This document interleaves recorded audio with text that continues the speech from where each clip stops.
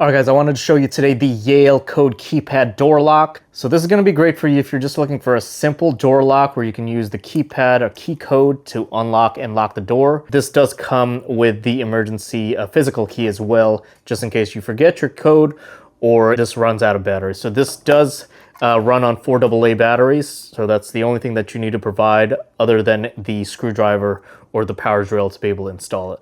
So I'm going to show you how to install this today, how it works, how to set up the key codes. So let's get started. Everything that you need does come in the box. First thing you want to do is install the strike plate. Now, my door already has it, so I'm just going to use the existing one from the previous door. So we can skip that step. So feel free to do the same if you already have one. And then the next thing you want to do is to install the deadbolt first. So depending on how far back the back set of your borehole is, you can adjust it just by twisting this guy. But mine is going to be just fine at the shorter length. So you just insert this.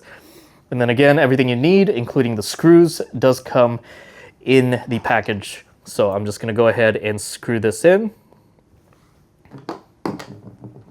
All right, and then the next thing you want to do is take the exterior assembly, so the one with the keypad, and you're going to insert it using the spacers here. Put this inside the borehole, and the main thing you want to keep in mind is to make sure that this goes under the deadbolt, and of course you want the tail piece to go inside the hole. All right, perfect. So that should kind of keep it itself in place using the spacers. So next you can grab your interior assembly. Now we're actually just going to take this mounting plate off first and work with that real quick. And basically you want to make sure that wire goes through the hole at the bottom there. And then once you kind of have that in place, you're going to use these 2 black screws to attach the mounting plate to the exterior. Now once you have those screws in place, you'll just want to attach the wire to the interior assembly. All right, and once you have it up, you'll see 3 screws already actually installed in the interior assembly there, and they're just pre-screwed in, so you just need to tighten them.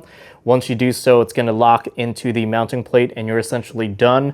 And then at this point, you would just want to go ahead and test out the lock to make sure it works. Looks like mine's working just fine, so that's great. All right, and then you'll just make sure it's back in the unlocked position, and then you're going to insert the 4 batteries.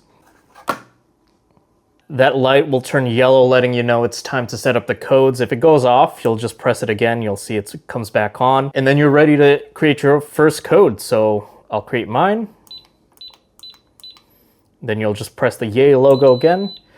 You see it turn green, letting you know that it was set correctly. All right, so let's test it out. You'll press the code, enter your code, and there you go. Look at that. And then to lock it, you just press that Yale button again. And there you go, it locks. Again, you do have the physical key just in case. You can always use that to lock and unlock from the outside.